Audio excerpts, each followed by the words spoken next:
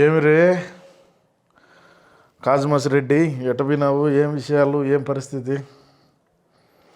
చూసా నిన్న సాయన్న ప్రెస్ మీటా. అదేలే పోయి బయటకు వచ్చాక మాట్లాడినాడు. ఎన్ని పాదయాత్రలు చేసినా, మీరు ఎన్ని కథలు పడినా, ఏం చేసినా కూడా కూటమి వీళ్ళిద్దరూ కలిసి ఉంటే మీరు అధికారంలోకి వచ్చేదంతా కల్లో. నేను ఆ కళల్లో కలవద్దంగా బయటికి రండి అని మాట్లాడుతున్నాడు రా. ఏం చేద్దాం, ఏంది ఇప్పుడు పరిస్థితి? వాడి దగ్గర తీసుకున్న లెక్క 100 కోట్లు ఏదో మన ఈ లెక్కర కొనే దాంట్లో కుంభకోణం లేదో 100 కోట్లు తీసాడు. వాడికి అసలన్నా ఇచ్చినుంటే ఈ బుద్ధి బయటకు వచ్చి విజయసాయిరెడ్డి ఆ మాట మాట్లాడి ఉండే కదా. మనం ఆ రోజుల్లో విజయసాయిరెడ్డిని నమ్ముకుని నా పార్టీకి నేను వేసుకోండి కండవాకి కూడా విజయసాయిరెడ్డి బొమ్మే ఉండదు రా. అప్పట్లో మనం అట్ట కొట్టించినాం, కొన్ని అన్ని నియోజకవర్గాల్లో కూడా ఇచ్చినాం లేకినా. ఇప్పుడు మసిరెడ్డి ఏమంటున్నాడు, ఏంది పరిస్థితి? రెండోది ఏంటంటే, ఇదేం ఆషామాషాగా మాట కాదు విజయసాయిరెడ్డి మాట్లాడినాడు బయటకు వచ్చి అంటే. ఇప్పుడు మళ్ళా ఆడ ఒకటి ఏంది, ఇప్పుడు ఆడ విషయం ఏంటంటే, పెద్దామకు ఆడ కోర్టులోనూ ఆ కేసులు ఆ వ్యవహారాలన్నింటిలో కూడా విజయసాయిరెడ్డి దగ్గరుండి పెద్దామకు చెప్పినాడు ఎన్నీనో.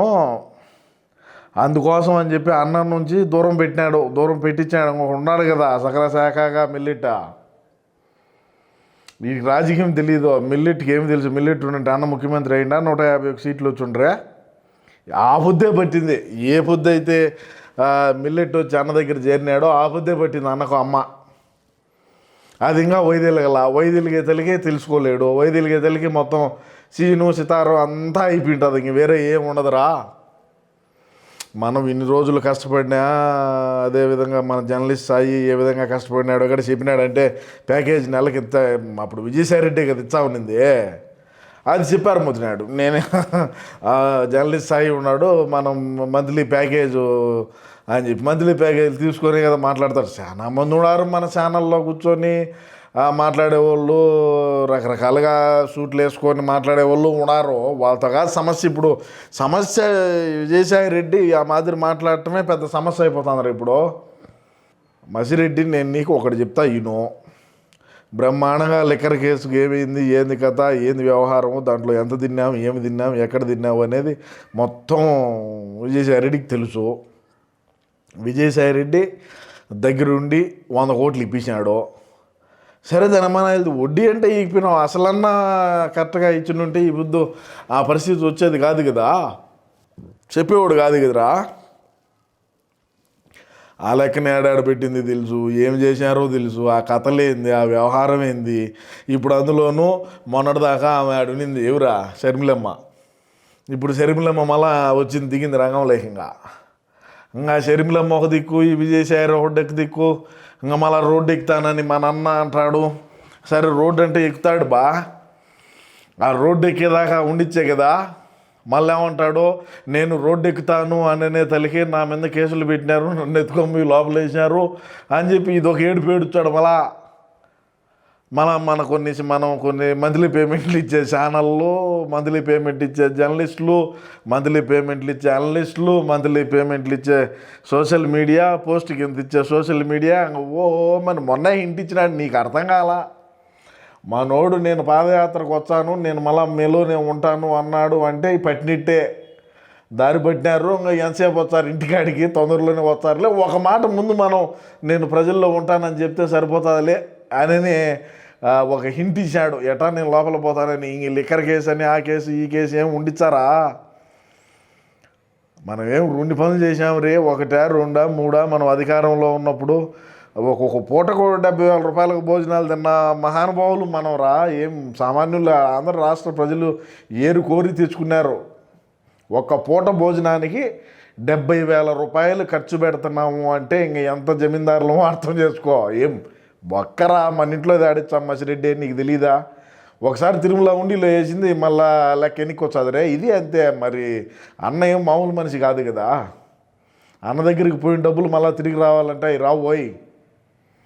సరే నేను ఒకటే చెప్తాను నీకు ఫైనల్గా. విజయసాయిరెడ్డి క్లియర్గా చెప్పినాడు. ఏమని? ఆయన అంతకుముందు ఒక ట్వీట్ కూడా పెట్టినాడు. ఆ ట్వీట్ అయిపోతానే 22 నిన్న పోయినాడు విచారణకు, అయిపోతానే బయటకు వచ్చినాడు. బయటకు వచ్చి అన్నీ వివరంగానే చెప్పినాడు. రెండోది ఏంది, ఫైనల్ నీకు ఒక విషయం చెప్తా ఇనుబా. వీళ్ళు అధికారంలో ఉంటే, కూటమి వీళ్ళిద్దరూ కలిసి ఉంటే, మసిరెడ్డి నేను ఒకటే చెప్తా వీళ్ళు కలిసి ఉంటే మనం రాము. ఈ తొరుపొళ్ళు వేసుకొని నాని ఊరికే మాట్లాడుతున్నాడు కానీ మనకేమి మైలేజ్ ఏమి రావడంలే.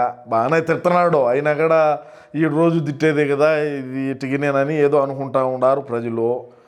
మనం ఒకటే చెప్తుండా, మనం అధికారంలోకి రావాలా అంటే ఏదో ఒక బలమైనటువంటి అరపపీడనము తీవ్రంగా సునామీ వచ్చే తప్ప, మొన్న వచ్చింది సునామీ 151 వచ్చినాయి, నిలబెట్టుకోలేకపోయినాము. ఎవరెవరో ఒక క్వార్టరీలు ఏర్పాటు చేసినారు, ఆ క్వార్టరీల్లోనే ఆ సత్తా ఆడిదిక్కు తెలియక విజయసాయిరెడ్డి క్లియర్గా చెప్పినాడు ఇంకా రాదని. ఇవన్నీ ఇంకా ఈ మద్యం కుంభకోణాల కానించి ఈ ప్రభుత్వానికి సంబంధించిన నిధుల్ని ఏ విధంగా దుర్వినియోగం చేసినారని ఇంకా అక్రమ కేసులు మన మీద లేనాటియారే మనకి ఎన్నో ఉండబట్టే 16 నెలలు ఉండి వచ్చినావాడ. మనం మళ్ళా ఆడికి పోయే సమయం ఆసన్నం అయింది. మసిరెడ్డి కుదరదు, నా మాటిను.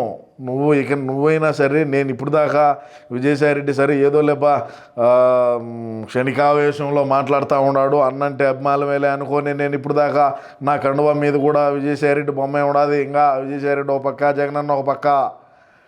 అట్లా లేదు పరిస్థితి మారిందిరా. కుదరదు. సరే నేను నువ్వు క్లియర్గా నువ్వు ఒకసారి ఆలోచన చేసుకో బాగా మసిరెడ్డి. నువ్వు ఆలోచన చేసుకొని నువ్వు చెప్పినావంటే దాన్ని బట్టి మనం ఆలోచన చేసుకొని పదాం. నువ్వు ఉన్నావు కదా, నీకు తెలియదు ఏముండదే. లిక్కర్ కేసు అంతా ఎట్ట చేసాము, ఆ మద్యం రేట్లు అడిగిన వాళ్ళని ఏం చేసాము, మనం అదే ఆఫ్ చేస్తామని చెప్పి వచ్చి దాన్నే ఒక ఆదాయంగా వ్యాపారంగా చేసుకున్నాం కదరా.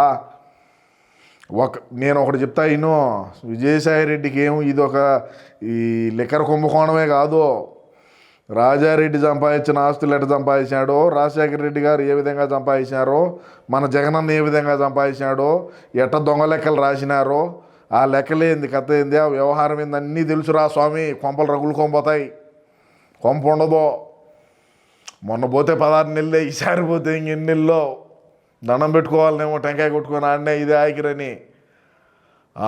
మనం ఇటుంటే ప్రధానమంత్రిని చేయాలంటే కష్టమే. ఒకరోజు ఆలోచన చేసి మనం కూడా ఒక లైన్లోకి వచ్చి మనం మాట్లాడదాం. దాన్ని ఊరికే ఆశామాషగా తొందరపడి నిర్ణయాలు తీసుకోగలరు. సరేలే మరి నేను జాగ్రత్త. సరే ఓకే ఇది చాలా బాధ అయిన పని ఇది ఎట్ట చేయాలంగా విజయసాయిరెడ్డి మాత్రం మాట్లాడుతున్నాడు. సరే ఎట్టయింది, మనమైతే ప్రధాని చేసుకుందాంలేరా. నీకే చెప్పేది. సరేలే మరి.